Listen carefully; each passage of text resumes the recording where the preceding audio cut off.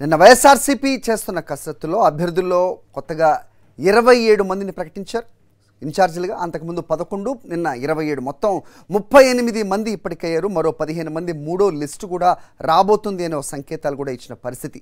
మైనారిటీలకి, బీసీలకి పెద్దపీట వేసిన ఈ లిస్టు గెలుపే లక్ష్యంగా 175 స్థానాలు కైవసం చేసుకోవడానికి చేస్తున్న కసరత్తుగా చూస్తున్నారు. అయితే ప్రతిపక్షాలు మాత్రం ఇది గెలుస్తారో లేదో అన్న సందిగ్ధతలో ఓడిపోతారనే భయంతో చేస్తున్న ఒక ఎక్సర్సైజ్గా చెప్తున్న పరిస్థితి మనం చూస్తున్నాం. అయితే అదే వాళ్ళు అంటే ఇక్కడ పనికిరాని వాళ్ళు అక్కడలా పనికొస్తారు అని చెబుతున్న వాళ్ళే అసలు నాన్ లోకల్గా, నాన్ ఆంధ్ర రెసిడెంట్గా ఉంటున్న వీళ్ళు మరి ఆంధ్రాలో ఎలా పనికొస్తారు అనేది సాధారణ ఓటర్ అడిగే ప్రశ్న.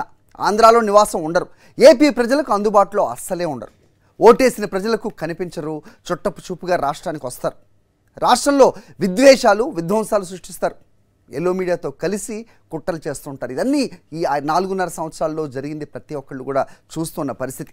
ఎన్నికలప్పుడే చంద్రబాబు కానీ, లోకేష్ కానీ, పవన్కు కానీ ఏపీ గుర్తొస్తుంది. రాజకీయాల కోసమే ఏపీ అన్నట్టుగా టీడీపీ, జనసేన అధిపతుల తీరు ఎప్పుడూ ఉంటుంది. అభ్యర్థుల ఎన్నిక దగ్గర నుంచి పంచాయతీల వరకు అన్ని హైదరాబాద్ నుంచే జరుగుతాయి. ఎన్ని కోట్లు ఎవరిస్తారో వాళ్ళకే సీటు అన్నట్టుగా జరుగుతూ ఉండే ఈ ప్రహసనాన్ని ప్రజలు ఖచ్చితంగా గమనిస్తూనే ఉంటారు. 4.5 ఏళ్లుగా నాన్ లోకల్ రాజకీయాలు చేస్తూ ఏపీ ప్రజలు ఇప్పుడు గుర్తొచ్చారా అనేది సామాన్యుడి ప్రశ్న. రాజకీయాల కోసం వేస్తున్న కుప్పిగంతులను ప్రజలు గమనిస్తున్నారని చెప్తున్నారు విశ్లేషకులు.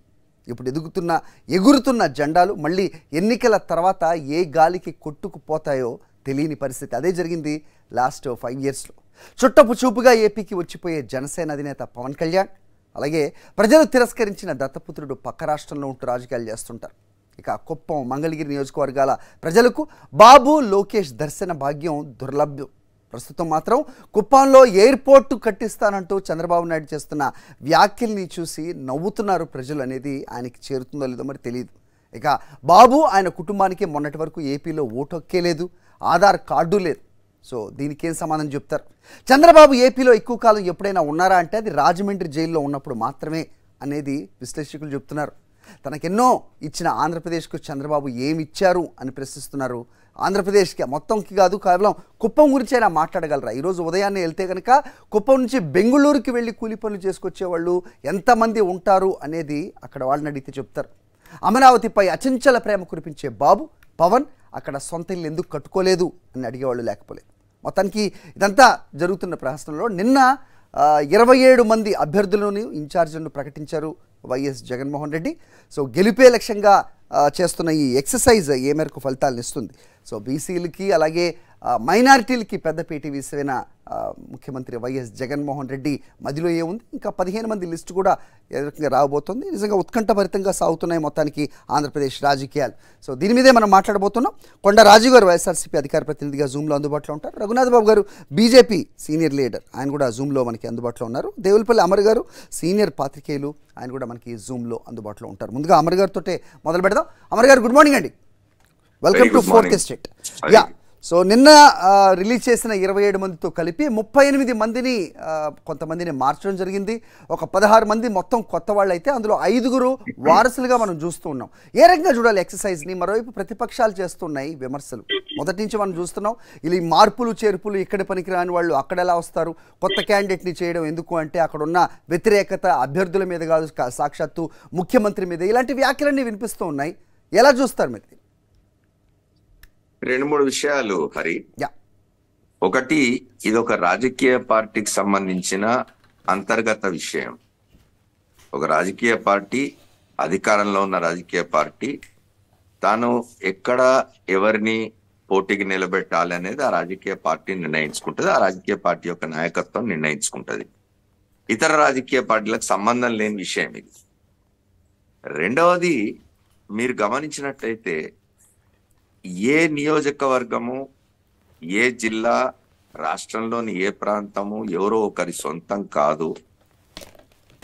ఏమైపోతున్నది అంటే శాసనసభలు కొందరికి బాధ కలిగించవచ్చు, నచ్చకపోవచ్చు ఈ మాట నేను అంటున్నది, కానీ ఇట్లాంటిది ఎక్కడో దగ్గర ప్రారంభం కావాలి. ఏమిటి అంటే ఒకసారి ఒక నియోజకవర్గంలో నేను శాసనసభ్యుడినో, పార్లమెంట్ సభ్యుడినో, ఇంకేదైనా ప్రజాప్రతినిధినో అవుతే శాశ్వతంగా ఇది నాకే ఉండాలి అనే ఆలోచన నుంచి పక్కకు జరిగి చేస్తున్న ఒక ప్రయోగం ఇది. ఈ ప్రయోగం నిజానికి అన్ని రాజకీయ పార్టీలు జరగాల. ఇప్పుడు ఎవరికి ఏది సొంతం కాదు. మనం రాజకీయాలు చేస్తున్నది, రాజకీయ పార్టీలు పెట్టుకున్నది అధికారంలోకి వచ్చి ప్రజలకు సేవ చేయడానికి అనే ఒక అంతిమ లక్ష్యానికి అందరూ సిద్ధం కావాలి. అక్కడ ఈసారి ఫలానా అభ్యర్థి అయితే గెలిచే పరిస్థితి లేదు కాబట్టి మార్చుకుంటాం, లేదా పక్క నియోజకవర్గంలోనో ఇంకో నియోజకవర్గంలో ఉన్న అభ్యర్థికి ఇక్కడ ఇతరేతర కారణాల వల్ల, సామాజిక వర్గాలకు సంబంధించిన లెక్కల వల్ల వీళ్ళనిటి పంపాలి అనుకున్నప్పుడు ఆ రాజకీయ పక్షం పంపుకుంటుంది. ఇది పూర్తిగా ఒక రాజకీయ పక్షానికి సంబంధించిన వ్యవహారం. దీని మీద ఇతర రాజకీయ పక్షాలకు కామెంట్ చేయాల్సిన అవసరం లేదు, వారికి ఆ హక్కు కూడా లేదు. రెండవది ఏమిటి అంటే, మీకు గుర్తుండుంటే 2014 వరకు కూడా చంద్రబాబు నాయుడు గారి కుటుంబం ఎక్కడ ఓటేసింది, రాజశేఖర రెడ్డి కుటుంబం ఎక్కడ ఓటేసింది. రాజశేఖర రెడ్డి గారి కుటుంబం ఏనాడు పులివెందుల్లో తప్ప ఇంకెక్కడ ఓట్లేయలే.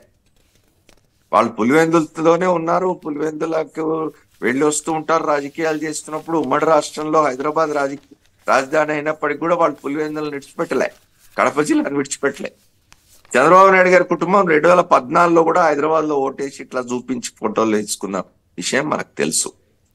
ఇవాళకి ఇంకా చంద్రబాబు నాయుడు గారికి తన గ్రామం నారావారిపల్లె ఏ నియోజకవర్గంలోకి వస్తుందో ఆ చంద్రగిరి నియోజకవర్గంలో ఇల్లు లేదు. నారావారిపల్లె ఉంటే ఉండొచ్చు, తన స్వగ్రహం కాబట్టి.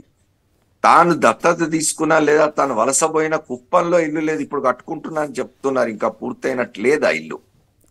ఎవరు స్థానికులు, ఎవరు స్థానికేతరులు, ఎవరిని నాన్ లోకల్ పాలిటీషియన్స్ అనాలి అనేది ఇప్పుడు నేను చెప్పిన దాన్ని బట్టి అర్థం చేసుకోవచ్చు. ఇవాళకి ఇంకా చంద్రబాబు నాయుడు గారు హైదరాబాద్ నుంచి షటిల్ చేస్తున్నారు ఆంధ్రప్రదేశ్ రాష్ట్రానికి. ఈ మధ్య మొన్న ఆధారాన్ని తీసేస్తారు అక్కడి నుంచి. ఆయన మిత్రుడైన పవన్ కళ్యాణ్ కూడా షటిల్ చేస్తున్నారు హైదరాబాద్ నుంచి ఆంధ్రప్రదేశ్ రాష్ట్రానికి. వీళ్ళు వేరే రాష్ట్రంలో ఉండి ఆంధ్రప్రదేశ్ కు వెళ్ళి టెంపరీ రాజకీయాలు చేస్తున్న వాళ్ళు ఇవాళ వైఎస్ఆర్ కాంగ్రెస్ పార్టీ కొన్ని స్థానాల్ని, ఇప్పుడు నేను ఆ లెక్కలు చెప్పదలుచుకోలేదు, మొన్న 11 అయినాయి, నిన్న 25 అయినాయి, మొత్తం 37 అయినాయి, ఇంకో 13 అవుతాయా, ఇంకో 20 అవుతాయా కాదు. ఎన్ని అవసరం అనుకుంటే అన్ని చోట్ల అభ్యర్థుల్ని మార్చుకుంటారు. ఎన్ని చోట్ల అవసరం అనుకుంటే అన్ని చోట్ల అభ్యర్థుల్ని ఈ నియోజకవర్గం నుంచి ఇంకో నియోజకవర్గానికి పంపించుకుంటారు.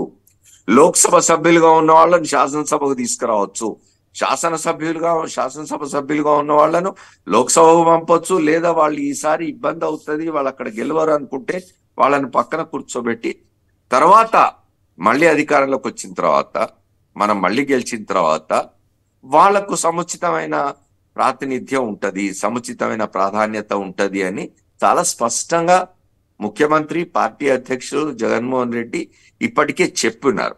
అయినా సరే ఇది మా అడ్డా, ఇక్కడికి ఎవడు రావడానికి వీల్లేదు, మేమే ఉండాలి అని ఎవరైనా అనుకుంటే అది వాళ్ళ ఇష్టం. దాన్ని వాళ్ళ రాజకీయాలు వదిలిపెట్టిపోతా పార్టీ వదిలిపెట్టకపోతా ఉంటేనో వాళ్ళు చేయగలరు. ఇప్పుడు ఆయన ఒక మాట చెప్తూ ఉన్నారు ముఖ్యమంత్రి, మనం మంచి పనులు చేసినాం, సంక్షేమం చేసినాం, రాష్ట్రంలో అభివృద్ధి తీసుకొచ్చే ప్రయత్నం చేస్తూ ఉన్నాం, వీలైనంత వరకు అక్కడున్న పరిస్థితుల దృష్ట్యా జరుగుతున్న అభివృద్ధి మనం చూస్తూ ఉన్నాము. ఇవన్నీ చేసినప్పుడు మనకెందుకు 175 స్థానాలు రావు అనే ఒక విశ్వాసంతో ఆయన పోతూ ఉన్నాడు. దానికి అనుగుణంగా ఆయన చేయించుకున్న సర్వేలు కావచ్చు, ఆయన తెప్పించుకున్న వివరాలు కావచ్చు, వాటి దృష్ట్యా ఆయన మార్పులు చేర్పులు చేస్తున్నాడు. ఇవాళ చంద్రబాబు నాయుడు గారిది సొంత నియోజకవర్గం కాదు కుప్పం. ఆయన నారావారిపల్లెకి సంబంధించి చంద్రగిరిలో పోటీ చేసుకోవాలి. పై ఆ మాటకు వస్తే ఆయన పవన్ కళ్యాణ్ కు అసలు ఆయన గతంలో పోటీ చేసిన 2 నియోజకవర్గాలు గాజువాక గాని భీమవరం గాని ఆ 2 ఆయన సొంత నియోజకవర్గాలు కావు. ఈసారి తిరుపతి పోతాడంటున్నారు, తిరుపతి ఆయన సొంత నియోజకవర్గం కాదు. ఆయన అన్నగారు పోటీ చేసి గెలిచిన తిరుపతి నియోజకవర్గం వాళ్ళ అన్నగారి సొంత నియోజకవర్గం కాదు, వారిది పాలకొల్లు ప్రాంతం, నాకు తెలిసి మొగల్తూరు గ్రామం అనుకుంటాను. అవును సార్, నరసాపురం. అవును. మరి వీరందరూ ఎక్కడెక్కడ పోయి పోటీ చేస్తున్నారు, వీళ్ళు ఎక్కడ నివాసం ఉంటున్నారు, అసలు వీళ్లకు కనీసమైన అర్హత ఉందా ఇతరుల గురించి మాట్లాడడానికి? ఆంధ్రప్రదేశ్ లో వైఎస్ఆర్ కాంగ్రెస్ పార్టీ తాను ఎక్కడెక్కడ ఏ అభ్యర్థుల్ని నిలబెట్టుకోవాలి అనేది ఆ పార్టీకి సంబంధించిన సంపూర్ణమైన అంతర్గత సమస్య. రైట్. ఇంకో విషయం యాడ్ చేయాలి అమర్ గారు. పార్టీలకు ఏం సంబంధం?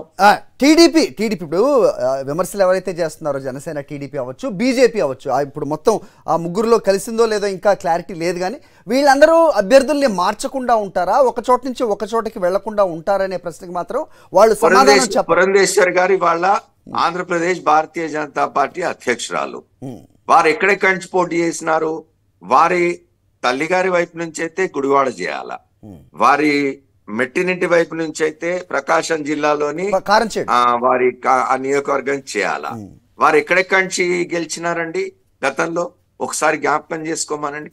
వీళ్ళు ఎంతసేపు అధికారంలో ఉన్న వైఎస్ఆర్ కాంగ్రెస్ పార్టీని, ఆ ప్రభుత్వాన్ని, ముఖ్యంగా ముఖ్యమంత్రి జగన్మోహన్ రెడ్డిని అప్రతిష్ట పాలు చేయాలనో, లేకపోతే ఆయనని ఇబ్బంది పెట్టాలనో, ఆ రాజకీయంగా ఆయనకు నష్టం చేయాలనో ఒక దురుద్దేశంతో మాట్లాడుతున్న మాటలు తప్ప ఆంధ్రప్రదేశ్ రాష్ట్రంలో 175 నియోజకవర్గాలు ఉన్నవి, ఒక 25 లోక్సభ నియోజకవర్గాలున్నాయి. ఒక పార్టీ ఎక్కడెక్కడ ఏ సమీకరణాల కారణంగా ఎవరు పోటీ చేస్తే బాగుంటది, ఎవరు గెలిచే అవకాశాలు ఉన్నాయనేది ఆ పార్టీ నిర్ణయించుకుంటుంది. అది ఆ పార్టీకి సంబంధించిన, నేను పదే చెప్తున్నా, అది అంతర్గత సమస్య, ఇతర పార్టీలకు సంబంధం లేదు. రెండవది మీరు చూడండి, ఇంకా 2-3 మాసాలు కనీసం ఉన్నది ఎన్నికలకి. జగన్మోహన్ రెడ్డి గారు వైఎస్ఆర్ కాంగ్రెస్ పార్టీకి సంబంధించి ఇప్పుడే అభ్యర్థులు నిర్ణయం చేస్తూ ఉన్నారు. ఇతర పార్టీల పరిస్థితి ఏమిటి? ఇప్పటికి ఇంకా ఏ పార్టీలు కలిసి పోటీ చేస్తాయో నిర్ణయం జరిగిందా? కలిసి పోటీ చేస్తే ఏ పార్టీలు ఏ నియోజకవర్గాల్లో పోటీ చేస్తాయి, ఏ స్థానాలు ఎవరివి అనేది ఇప్పటివరకు నిర్ణయం జరిగిందా? కనీసమైన కసరత్తు అన్న జరిగిందా? చివరి నిమిషం వరకు కూడా ఏ నిర్ణయం తీసుకోలేని రాజకీయ పక్షాలు ఇవాళ ఒక స్పష్టమైన ఆలోచనతో, స్పష్టమైన నిర్ణయంతో ఉన్న వైఎస్ఆర్ కాంగ్రెస్ పార్టీని, జగన్మోహన్ రెడ్డిని విమర్శిస్తున్నారంటే ఏమనుకోవాలి? రైట్ అమర్ గారు.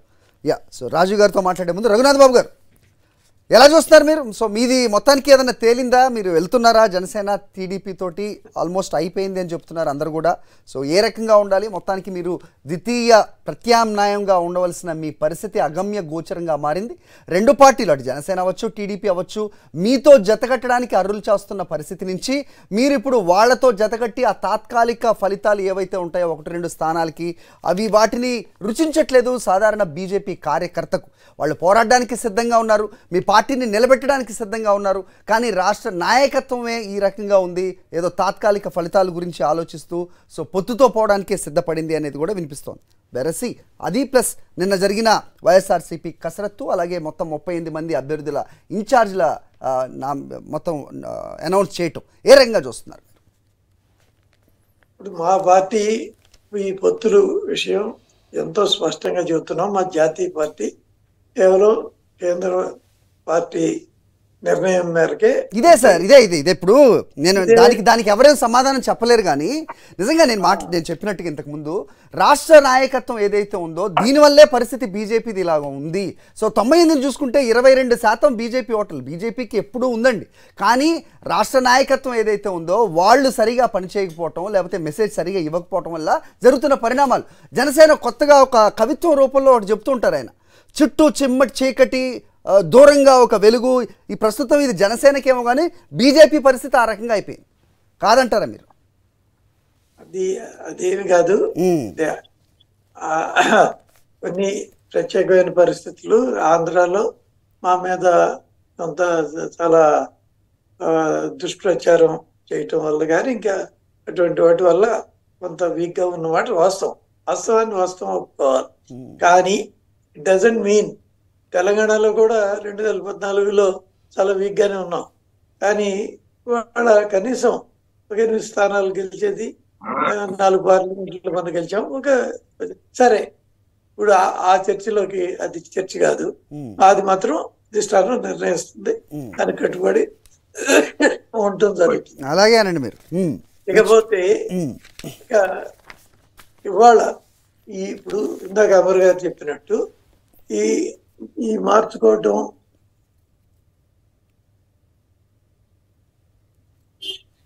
మీ కనెక్షన్ ఈ ఈ మార్చుకోవటం ఇది అభ్యర్థుల్ని అనేది పూర్తిగా రాజకీయ పార్టీ హక్కు. వాళ్ళ ఏంటి దానివల్ల వచ్చే మంచి చెడు రెండు కూడా వాళ్ళకి సంబంధించిన విషయాలు కాబట్టి దాని గురించి విమర్శించాల్సిన అవసరం లేదు. కాకపోతే ఒకటి మొన్న తెలంగాణలో 12 సీట్లు మాత్రమే మార్చారు. దానిలో 11 మంది గెలిచారు. ఇది రికార్డ్, ఇది ఉన్న వాస్తవం. ఇంకొక 25-30 కనుక మార్చి ఉంటే ఇంకో 15-20 గెలిచి ఉండేవాళ్ళు, తద్వారా అధికారంలోకి వచ్చే అవకాశం వచ్చేది అని ఒక వాదన ఉంది. సరే, అది ఎంతవరకు నిజం ఎంతవరకు ఏంటి అనేది పక్కన పెడితే 12 మందిలో 11 మంది గెలిచారు అనేది వాస్తవం. కాబట్టి వాళ్ళు ఇక్కడ కూడా అదే విధంగా దాన్ని అనుభవాన్ని దృష్టిలో పెట్టుకుని పెద్ద ఎత్తున మారుస్తున్నట్టుగానే నాకైతే కనపడతాం. ఎందుకంటే ఇప్పటికి 38 మందిని మార్చారు. ఇంకా 15 అని మీరే అన్నారు. 15 అవుతుందో ఇంకెంత అవుతాయో. ఎందుకంటే చాలా చోట్ల ఇప్పుడు ఎంపీలు తీసుకెళ్లి ఎమ్మెల్యే వేశారు. ఉదాహరణకి రాజమండ్రి, కాకినాడ. అక్కడ మళ్ళీ అక్కడ ఇంకో కొత్త అభ్యర్థులను తీసుకురావాలి కదా. ఉదాహరణ అది నేను చెప్పేది. ఆ రకంగా మరి ఇంకా టచ్ చేయని ఇంకా ఎన్ని అభ్యర్థులు ఎక్కువైపోయి ఎక్సర్సైజ్ అండి. ఇది అభ్యర్థులు లేక కాదు, మిగతా పార్టీ లాగా లేక అని నేనేం అంటలేదు. పార్టీలు ఎవరికి కూడా అధికారంలో ఉన్న వాళ్ళు ఎవరికి కూడా అభ్యర్థులు లేక అనే ప్రశ్న రాదులే. కానీ చెప్తున్నా, అందులో ఇంత భారీ మెజార్టీతో గెలిచినాక ఇంకా ఎక్కువ వస్తుందిలే కానీ అది నేను అంటలేదు. కానీ ఇది మామూలుగా సాధారణంగా ఒక 25-30% మారటం అనేది, అది కొత్త నీరు రావాలి, పాత నీరు పోవాలి. అది వయసు రీత్యా కానీ, లేకపోతే అక్కడ ఫెయిల్యూర్ కానీ, లేకపోతే క్యాస్ట్ ఈక్వేషన్లు కానీ, వీటన్నిటి ద్వారా. కానీ మరి ఆ ప్రకారం చూసిన 175కి 40-45 వరకు ఈజ్ ఓకే.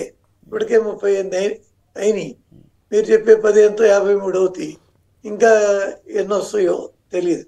అంటే ఆ ఓవర్ డోస్ అవుతుందేమో అనేది నా అభిప్రాయం.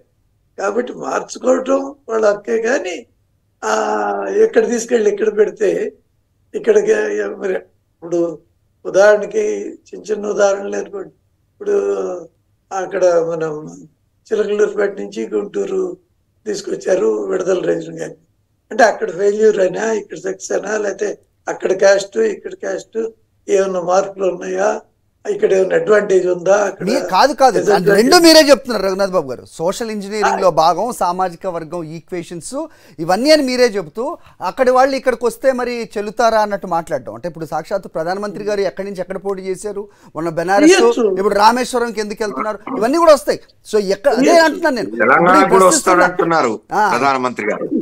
ప్రశ్నిస్తున్న పార్టీలు వాళ్ళ అభ్యర్థుల్ని యాజ్ ఈజ్ గా ఎన్నిసార్లు ఎన్ని పోటీ చేసినప్పటికీ వాళ్ళని మార్చకుండా ఉంటున్నారా అనేది ప్రధానమైన క్వశ్చన్. అలాంటప్పుడు వాళ్ళకి అడిగే హక్కు అసలు ఎక్కడ ఉంటుంది? తప్పకుండా చేయొచ్చు అది వాళ్ళ ఒకే కాదట్లా, ఏమాత్రం కాదట్లా.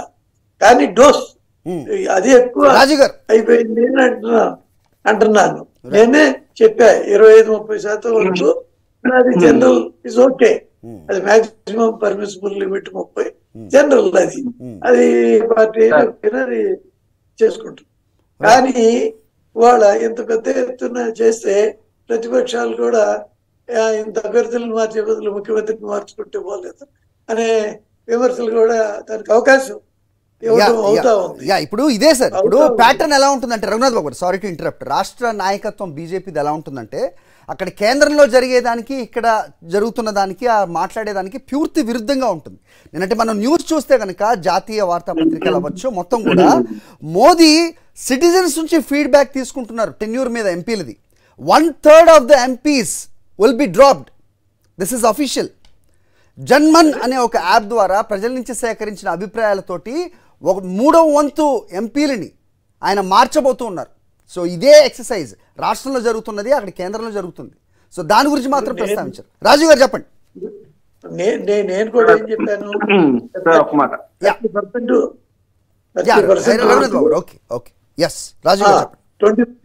20-30% వరకు మార్చుకోవడం సహజమే అని నేను చెప్పాను. కాబట్టి 1/3 అంటే 33, కాబట్టి ఇంకో 30 అంటే ఇంకో 3%, 25 అంటే 8%. అది ఓకే, ఆ మేరకి 30%కి అటు ఇటు వచ్చి ఓకే. కానీ ఇప్పటికి 38 అయింది, ఇంకా చాలా అసలు చాలా కేటగిరీగా చెప్తున్నారు. 38 కాదు, అవసరమైతే 70 స్థానాల్లో కూడా గెలిపే లక్ష్యంగా ముందుకెళ్తున్నారని చెప్తున్నారు. రాజు గారు ఏ రకంగా చూడాలి? రఘునాథ్ బాబు గారి మాటలతో ఏకీభవిస్తారా? What you say? సార్ ముందుగా మీకు పాల్గొన్న పెద్దలకి, సాక్షి టీవీ న్యూస్ ఛానల్ వీక్షకులందరికీ కూడా నా హృదయపూర్వక నమస్కారాలు, శుభోదయం. సార్, రాజకీయం మనది అత్యధిక ప్రజాస్వామిక దేశం ప్రపంచంలోనే. అందులో రాజకీయ వ్యవస్థలో ఇదేమి రాచరిక వ్యవస్థ కాదు. ఒక నియోజకవర్గంలో శాసనసభ్యుడు ఉంటే అతనే ఉండాలి, 10 ఏళ్ళు అతను ఉండాలి, 25 ఏళ్ళు అతను ఉండాలని రాజ్యాంగంలో ఏం లేదు. అలాగే ఎలక్షన్ టైం వచ్చినప్పుడు 175 కూడా కావాలనుకుంటే మనం మార్చుకోవచ్చు. లేదంటే తెలంగాణలో కూడా ఉన్న అసెంబ్లీ సీట్లన్నీ వాళ్ళు మార్చుకోవచ్చు. మార్చుకోకూడదు, ఇది రాజ్యాంగ విరుద్ధం అని ఎక్కడ రాజ్యాంగంలో లేదు. రాజ్యాంగం కల్పించినటువంటి రాజకీయ స్వేచ్ఛకు అనుగుణంగా మనం పెట్టినటువంటి అభ్యర్థి ప్రజా అభిమానం ఉంటే ప్రజలు ఓట్లేస్తే ప్రజాప్రభుత్వం ఏర్పాటు అవుతుంది. This is systematical process. అయితే పెద్దలు రఘునాథ్ బాబు గారి మాటలో చాలా సీనియర్ రఘునాథ్ బాబు గారు, కానీ ఒక చిన్న లాజిక్ మిస్ అయ్యారు. మా దగ్గరేమో ఏదంటే ఎంపీలని ఎమ్మెల్యేలుగా చాలా చోట్ల పంపించారని అడిగారు. బాగుంది సార్, మరి మీ తాలూకా ఎంపీగా ఉన్నటువంటి మీ పార్టీ పూర్వపు రాష్ట్ర అధ్యక్షుడు తెలంగాణలో ఎమ్మెల్యేగా ఎందుకు పోటీ చేశాడు? అదేవిధంగా రేవంత్ రెడ్డి గారు 2018 ఎన్నికల్లో కొడంగల్ అసెంబ్లీలో ఓడిపోగానే మళ్ళీ వచ్చి ఎందుకు 2019లో పార్లమెంట్కి ఎందుకు పోటీ చేశాడు? అంటే మీ పార్టీయో మీ ప్రత్యర్థి పార్టీనో ఎంపీలుగా ఉన్నోళ్ళు ఎమ్మెల్యేలుగా ఉన్నోళ్ళు మీరు స్థానాలు మారిపోవచ్చు, దానికి అభ్యంతరం లేదు. కానీ వైఎస్ఆర్ కాంగ్రెస్ పార్టీ మార్చితే మాత్రం ఒక అభ్యంతరకరంగా మాట్లాడటం ఎంతవరకు సవ్వని పెద్దలను అడుగుతున్నా. తర్వాత మీరు ఇంకో మాట అన్నారు, ఒక 20-30 మార్చచ్చు, 20% 30% మార్చచ్చు. అంటే అది రూల్ ఏం లేదండి. మాకున్న పరిస్థితులు ఇంకోటి ఏంటంటే, ఇప్పుడు యాంకర్ గారు మాట్లాడినప్పుడు కూడా మీరు చెప్తున్నటువంటి లెక్క ఏంటంటే 27 ఇప్పుడు వచ్చినాయి, గతంలో 11, ఇంకో 15 అంటున్నారు, 50, 60, 70 మారిపోతాయి అంటున్నారు. బట్ నిజం మీరు ఒకసారి లోతుగా లిస్ట్ చూస్తే పేరు నాని గారి కొడుక్కి పేరుని కిట్టు గారికి ఇవ్వడం జరిగింది, అలాగే చెవిరెడ్డి మోహిత్ రెడ్డి గారికి ఇవ్వడం జరిగింది, బొమ్మన కరుణాకర్ రెడ్డి గారు వాళ్ళ అబ్బాయి గారికి ఇవ్వడం జరిగింది, లేదా తెల్లం బాలరాజు గారు వాళ్ళ మిస్సెస్ గారికి ఇవ్వడం జరిగింది, లేదా పిల్లి సుభాష్ చంద్ర గారు బోస్ గారు వాళ్ళ అబ్బాయికి ఇవ్వడం జరిగింది. అంటే ఒక రాజకీయ జనరేషన్ అనేటువంటిది వెనక జరుగుతూ నూతన జనరేషన్ అనేటువంటిది వస్తుంది. వాళ్ళు కూడా కేవలం మంత్రులు కొడుకులు కాబట్టి సీట్లు ఇవ్వాల, వాళ్ళ నియోజకవర్గ సమన్వయకర్తలుగా గత 2.5 ఏళ్ల నుంచి పనిచేస్తూ ప్రజా అభిమానం చోరగొంటూ ప్రజా జీవితంలో ఉన్నారు. వాళ్ళ యొక్క గుణగణాలన్నీ పరిశీలించి, మళ్ళీ I'm coming to the point, వాళ్ళందరూ కూడా కార్పొరేటర్లుగా, లేదంటే డిప్యూటీ మేయర్లుగా, లేదు అంటే తుడా చైర్మన్లుగా ఈ రకంగా వాళ్ళ ప్రజా జీవితంలో ఉండి ఆ నియోజకవర్గ సమన్వయకర్తలుగా 2.5 ఏళ్ళు పనిచేసిన తర్వాత వాళ్ళు గెలుస్తారన్నటువంటి ఒక అంచనాకు వచ్చినది వారికి ఇవ్వడం జరిగింది. అంటే ఇవేమి మార్చేసినట్టు కాదు, వాళ్ళే ఉన్నట్టు. ఒకటి. రెండోది కూడా ఏమంటున్నారు, బదిలీలు అన్నటువంటి ఒక మాట రాస్తున్నారు. ఎవరు? ఈ రోజు ఈనాడు పేపర్. ఇంత అక్కసు దేనికంటున్నా అంటే చంద్రబాబు నాయుడు బదిలీ కాలేదా, లేదంటే నరేంద్ర మోడీ గారు అవ్వలేదా? ఎవరు కాలేదు ఈ రాజకీయ వ్యవస్థలో. ఇప్పుడు గతంలో మేము ఎప్పుడన్నా తెలుగుదేశం జనసేన పొత్తును ప్రశ్నిస్తే మీరు ఆడండి, మా పొత్తు ఏం చేసుకోవాలో మా పార్టీలు మా ఇష్టం అని పోతుకవులు మాట్లాడారు తెలుగుదేశం జనసేన వాళ్ళు. పచ్చ మీడియా కూడా చాలా ఇష్టానుసారంగా రాతలు రాసాయి. మరి ఇప్పుడు మా 175 నియోజకవర్గాల్లో మేమేదో చేసుకుంటున్నాం, మా పార్టీ అంతర్గత వ్యవహారం మీద సీట్లు మార్చుకోవడం. మరి మేము మార్చుకుంటే ఊర్లో పెళ్లి కుక్కలాడవడం అన్నట్టు మీ గోల ఎందుకు? బదిలీలు అని చెప్పి ఏదో రాశారు. ఈ రోజు గుడివాడ అమర్నాథ్ మీద వేటు, మిగతా అందరి మీద వేట్లు కాదు, విజయమే లక్ష్యంగా జగన్మోహన్ రెడ్డి గారు చేసినటువంటి ఒక రాజకీయ వేట. రాజుగారు, మీ యుద్ధం ఇక్కడ ప్రతిపక్ష పార్టీలు మాత్రమే కాదు, రాజకీయ పార్టీలైన టీడీపీ, జనసేన, బీజేపీయే కాదు, ఇక్కడ మీడియా సంస్థలు ఉన్నాయి. అవి ఏ వార్తని ఏ మేరకు ప్రచురించాలి, లేకపోతే ప్రసారం చేయాలి, లేకపోతే పరిమితికి మించి ఏ రకంగా స్ప్రెడ్ చేయాలి అనేది మీరు చూస్తూనే ఉంటారు. సో మీ యుద్ధం మన ముఖ్యమంత్రి గారు చెప్తుంటారు, మీ నాయకులు, సో దుష్ట చతుష్టయం వీళ్ళ మీద మేము చేస్తున్న యుద్ధం అని. మరి వీటన్నిటి తట్టుకుని చేసే క్రమంలో ఇది బలమా బలహీనత అనే ఒక నెరేటివ్ని వాళ్ళు ప్రజల్లోకి తీసుకెళ్లే ప్రయత్నం అయితే చేస్తున్నారు. నేను ఇంట్రడక్షన్లో చెప్పినట్టుగా లోకల్ నాన్ లోకల్ అనే విషయం వస్తే మాత్రం ఇక్కడ పనికిరాని వాళ్ళు అక్కడ వస్తారా అనేది, ఎవరెవరు ఎక్కడి వాళ్ళు ఎక్కడికి వస్తున్నారు, ఏ ఏ పరిస్థితుల్లో వాళ్ళు ఎక్కడ ఉంటున్నారు, కరోనా లాంటి విపత్కర పరిస్థితుల్లో ఎవరెక్కడ దాక్కున్నారు, ఇవన్నీ కూడా ఎస్ చెప్పండి రాజు. యా ఇప్పుడు ఇదే పవన్ కళ్యాణ్ నా సొంత జిల్లా విశాఖపట్నం జిల్లాలో పోటీ చేశాడు గాజువాకలో. ఎందుకు? కేవలం అక్కడ ఉన్న ఓటర్స్ సుమారు 70-80 వేల మంది కాపు ఓటర్స్ ఉన్నారు ఆ నియోజకవర్గంలో. ఎట్టి పరిస్థితుల్లో కాపులందరూ నాకు ఓటేస్తారు అనుకుని వచ్చి అక్కడ పోటీ చేశాడు పవన్ కళ్యాణ్ 2019లో. పోటీ చేసినప్పుడు ఆయన చెప్పిన మాట ఏంటి? గెలిచినా ఓడినా 2 వారాలకు ఒకసారి నేను వస్తాను, నియోజకవర్గంలో తిరుగుతాను, మీ అందరిలో ఒకటిగా ఉంటానని అన్నారు. కానీ ప్రజలు నమ్మలేదు కదా, పవన్ కళ్యాణ్ తిప్పి వెనక్కి పంపించారు. సో పవన్ కళ్యాణ్ అనే వ్యక్తి నాన్ లోకల్ పొలిటీషియన్ అని, చంద్రబాబు అనే వ్యక్తి నాన్ లోకల్ అని, నారా లోకేష్ అనే వ్యక్తి నాన్ లోకల్ అని ప్రజలు అందరికీ స్పష్టంగా ఉంది, తెలుసు. ఇంకొక విషయం మీరు మీ ఇంట్రోలో చెప్తూ మీరు చెప్పారు, ఓ అమర్ గారు చెప్పారు, తెలుగు వైఎస్ రాజశేఖర రెడ్డి గారు ఎప్పుడు పులివెందులోనూ ఓటేసేవారు, కానీ చంద్రబాబు నాయుడు అలా ఎప్పుడు ఓటేసిన పరిస్థితి లేదని చెప్పారు. అది వాస్తవం. రెండోది, చంద్రబాబు నాయుడు తాను అధికారంలో ఉంటూ హైదరాబాద్ లో తన అభివృద్ధి చెందాడు తప్పితే తన యొక్క కుప్పాన్ని ఏ రోజు అభివృద్ధి చేయలే. ఒక బస్ స్టాండ్ కానీ కనీసం ఒక రెవెన్యూ డివిజన్ కానీ ఫ్లైట్ లోనే కూరగాయలు కుప్పం నుంచి వెళ్తాయని చెప్తున్నారు. ఇప్పుడు చేస్తున్న ప్రామిస్ మీరు చూసుంటారు, చూసాను. అంటే ఇప్పుడు జూనియర్ ఎన్టీఆర్ గారిది బాద్షా అనే సినిమా ఉంది సార్, మీరు చూసే ఉంటారు, అందరికీ కూడా తెలుసు.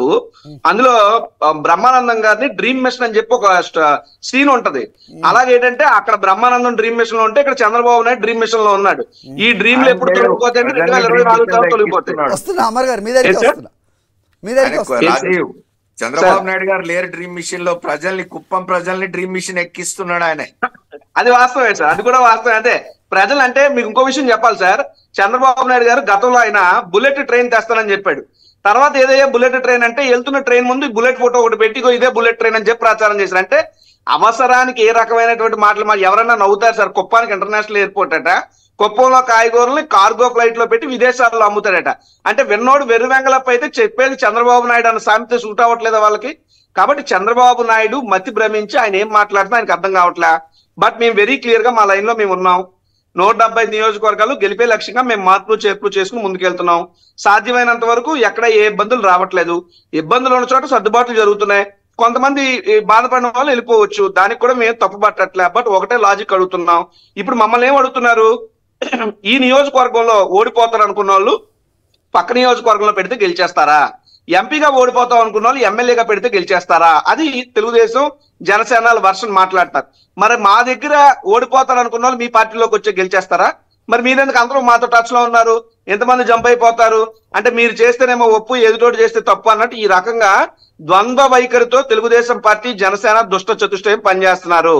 ఇంకో విషయం, కాపుల వరకు చెప్తున్నాను సార్, మా మార్పులు చేతి మీద పడేయడం కాదు, తెలుగుదేశానికి జనసేనకి ముందు మీ పొత్తులో కింద స్థాయిలో కత్తులు దూసుకుంటున్నారు. కాపు జాతిని చంద్రబాబు నాయుడు మోసం చేస్తున్నాడు విషయం కాపు సంఘాలకు అర్థమైపోయింది.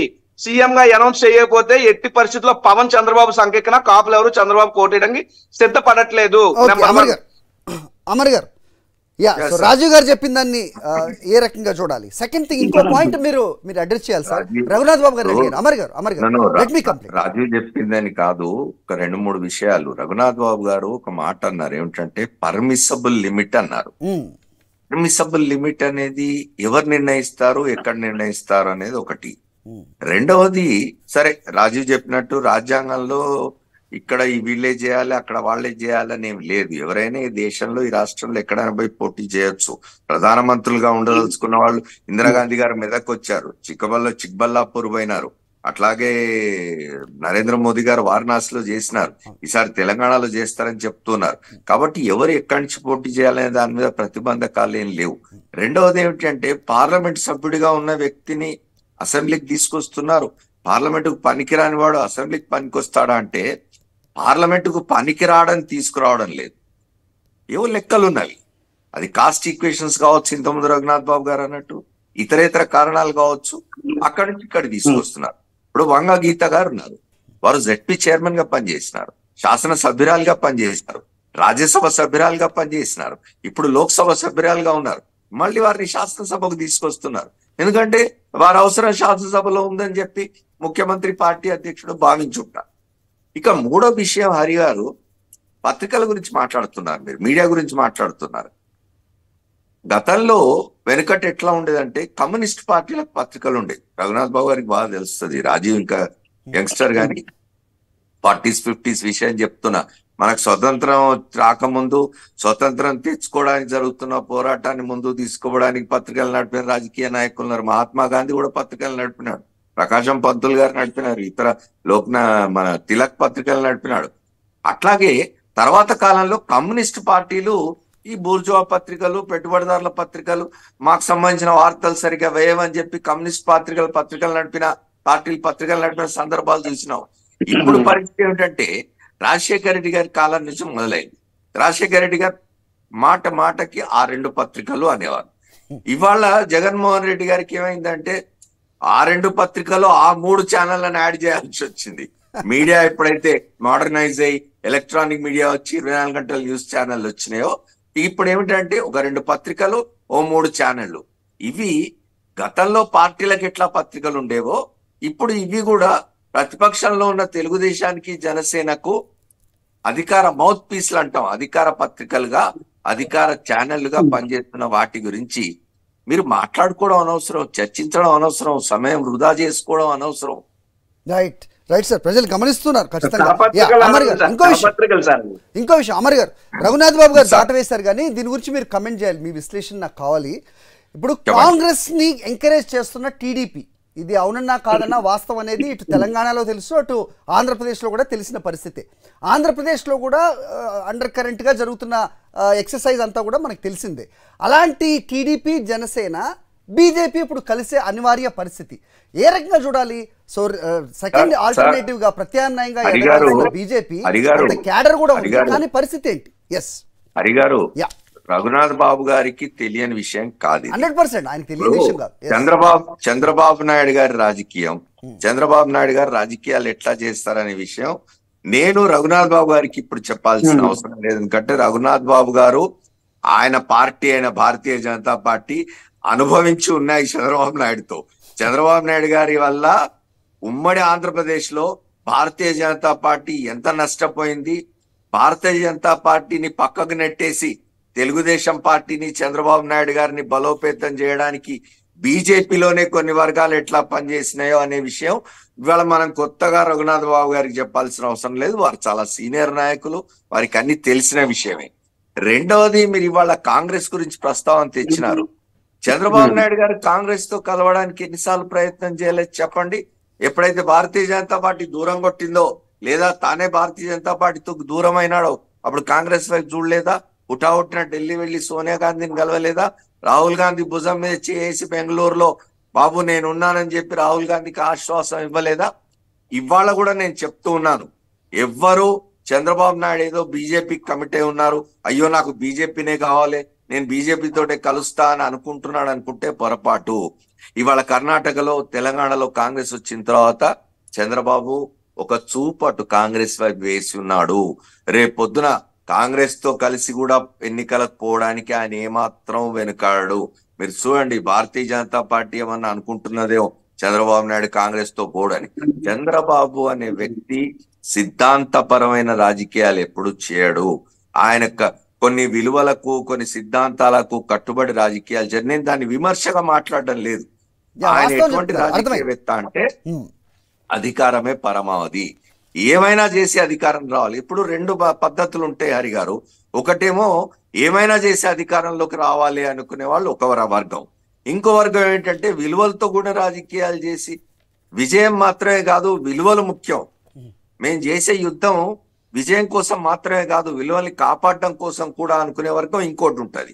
చంద్రబాబు నాయుడు గారు ఏం చేసైనా సరే, మార్గం ఏదైనా సరే మనం అంతిమంగా విజయం సాధించాలి అనుకునే రాజకీయాలు చంద్రబాబు నాయుడు. ఇది విమర్శగా చెప్పడం లేదు నేను. ఒక్కొక్కరు రాజకీయ పందా ఎంచుకుంటారు.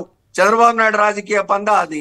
ఆ రాజకీయ పందాలో బీజేపీ నలిగిపోతూ ఉంటది. వాళ్ళకి చాలా ఆశ్చర్యకరమైన విషయం ఏంటంటే బీజేపీకి ఇన్ని అనుభవాల తర్వాత కూడా మళ్ళీ నలిగిపోవడానికి సిద్ధపడుతూ ఉంటది. అది నేను బాధపడేది. రఘునాథ్ బాబు గారు ఉన్నారు, ఆయన విలువలతో కూడిన రాజకీయాలు చేస్తాడు. ఆయన నేను చాలా కాలంగా ఆయన చూస్తున్నాను, నాకు మిత్రులు కూడా. ఆయన ఎట్లాంటి రాజకీయాలు చేస్తారో మనందరికి తెలుసు. అట్లాంటి వాళ్ళు వీటిని జీర్ణించుకోవడం కష్టం. చంద్రబాబు నాయుడు చేసే రాజకీయాల మధ్య బీజేపీ చాలాసార్లు నలిగిపోయింది, ఇప్పుడు మళ్ళీ నలిగిపోవడానికి సిద్ధపడుతున్నట్టుగా ఉన్నది. రైట్ రఘునాథ్ బాబు గారు, ఎందుకంటే ఇప్పుడు టీడీపీ మిమ్మల్ని చేసే మోసం అమర్ గారి మాటల్లో మనకు తెలిసింది. అలాగే మీతోనే ఉంటున్నామని మాట చెబుతూ మిమ్మల్ని మోసం చేస్తున్న జనసేన, మరోవైపు ప్రత్యర్థిగా ఉన్న వైఎస్ఆర్సీపీ ఎటు మీతో పోరాటం చేస్తూనే ఉంటుంది. వీటన్నిటిలో వెరసి మీరు ఒంటరైపోలేదా రాష్ట్రంలో? ఇప్పుడు అమర్ గారు చెప్పిన దానికి నేను ఇంకొకటి యాడ్ చేస్తాను. డెఫినెట్ గా మాకు పైనుంచి కనుక ఆదేశం, వాళ్ళ నిర్ణయం ఏదైతే దాన్ని కట్టుబడి ఉంటాం. టీడీపీతో పొత్తా వద్దా అవన్నీ పైన నిర్ణయం అవుతాయి. దాని గురించి ఇప్పుడు నేను మాట్లాడేది కాదు. కానీ చంద్రబాబు నాయుడు గారి గురించి వచ్చింది కాబట్టి ఇప్పుడు ఆయన 96లో యునైటెడ్ ఫ్రంట్ పెట్టారు. పోస్ట్ ఎలక్షన్ పెట్టినాక తర్వాత దేవగౌడ సంవత్సరంలో పడిపోయాడు, గుజరాల్ పడిపోయాడు, 98 ఎలక్షన్ వచ్చింది. ఆయన మళ్ళీ పోస్ట్ ఎలక్షన్ 98 బీజేపీకి వచ్చారు అనుకోండి. వచ్చినప్పుడు ఆయన క్రియేటెడ్ యునైటెడ్ ఫ్రంట్ లో నుంచి ఎవరు రాలి, ఆయన ఒక్కరే వచ్చారు. వాళ్ళకి చెప్పకుండా వచ్చాడు ఆయన. యునైటెడ్ ఫ్రంట్ కన్వీనర్ గా ఉండి దాన్ని స్థాపించిన వాడు అర్ధరాత్రి వాళ్ళకి చెప్పకుండా వచ్చి బీజేపీతో కలిసాడు, వచ్చారు.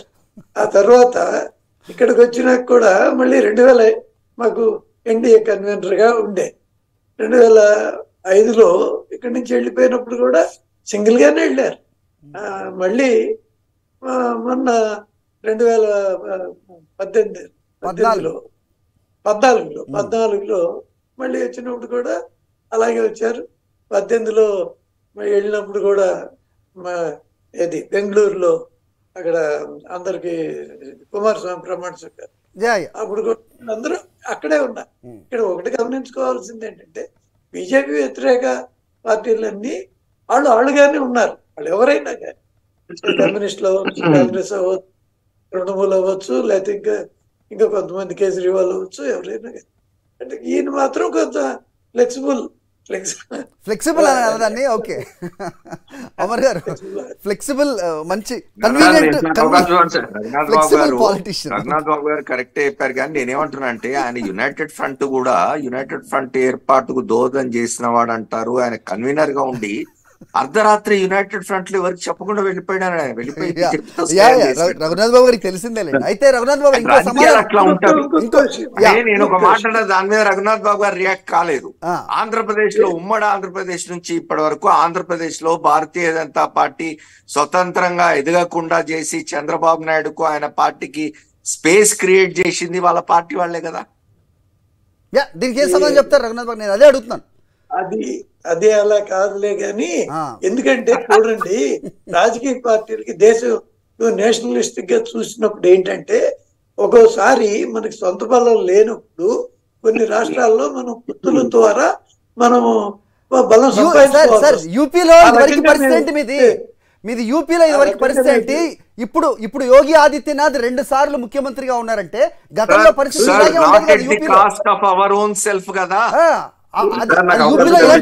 ఉండింది. అక్కడ చేసిన ఎక్సర్సైజ్ ఇక్కడ ఎందుకు చేయట్లేదు మీరు? అక్కడ చేసిన ఎక్సర్సైజ్ ఆంధ్రప్రదేశ్ లో ఎందుకు చేయట్లేదు?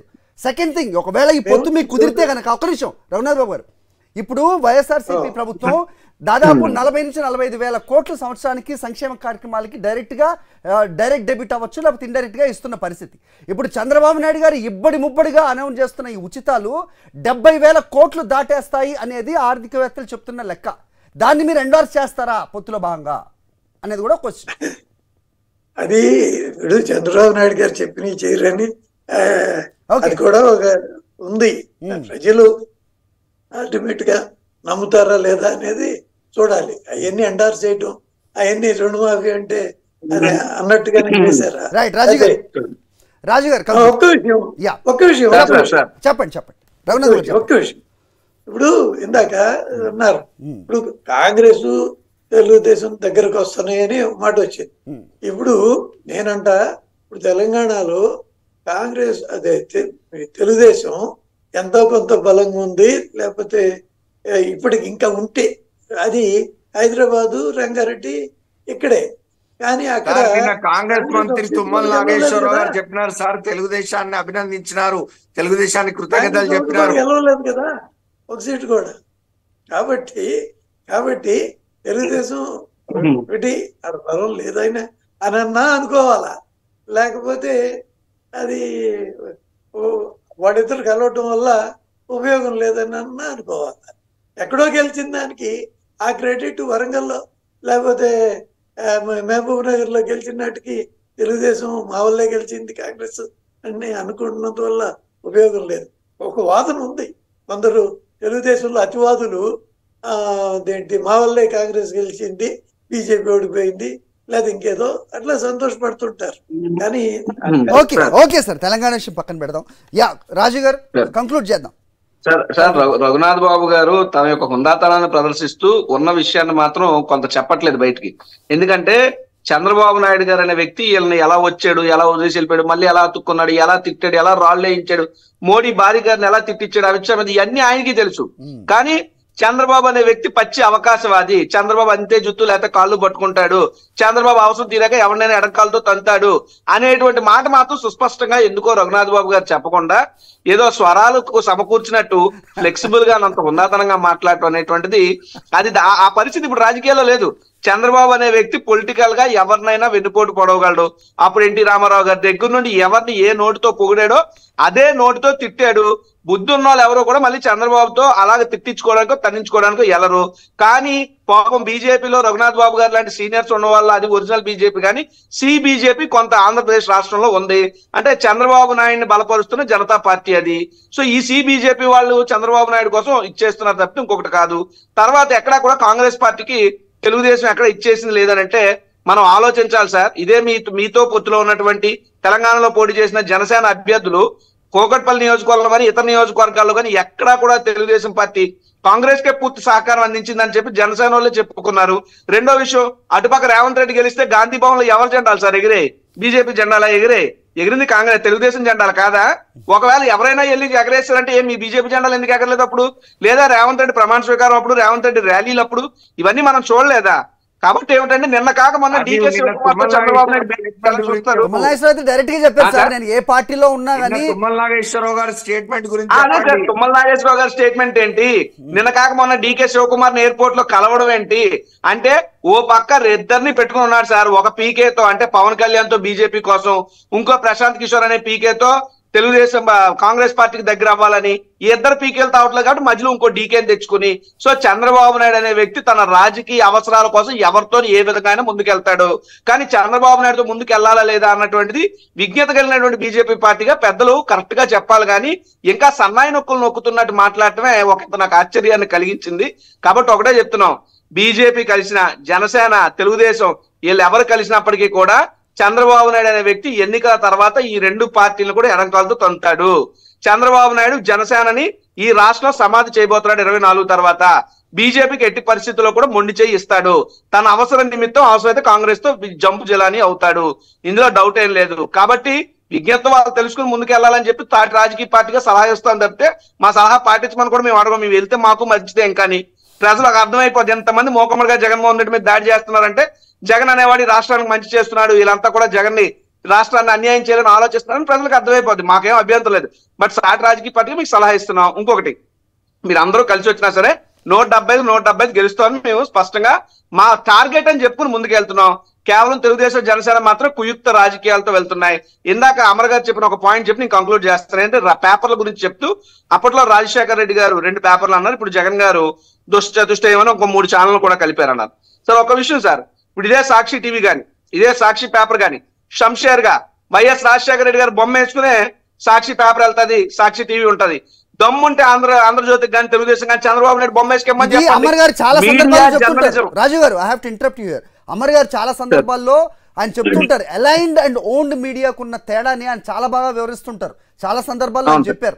ఇక్కడ మీరు చెప్పినట్టుగా రాజశేఖర రెడ్డి గారి బొమ్మ పెట్టుకొని చూసే ప్రజలు ఇది ఇష్టం ఉంటే చూస్తారు, లేకపోతే లేదు. కానీ వేరే ఒక బొమ్మ పెట్టుకోనో లేకపోతే అసలు పెట్టకుండా వాళ్ళని అలైన్ చేసే ఈ ప్రయత్నం ఏదైతే జరుగుతుంటుందో ఇది ఎంత ప్రమాదకరమో సమాజానికి అనేది ఆయన మాటలు చాలా.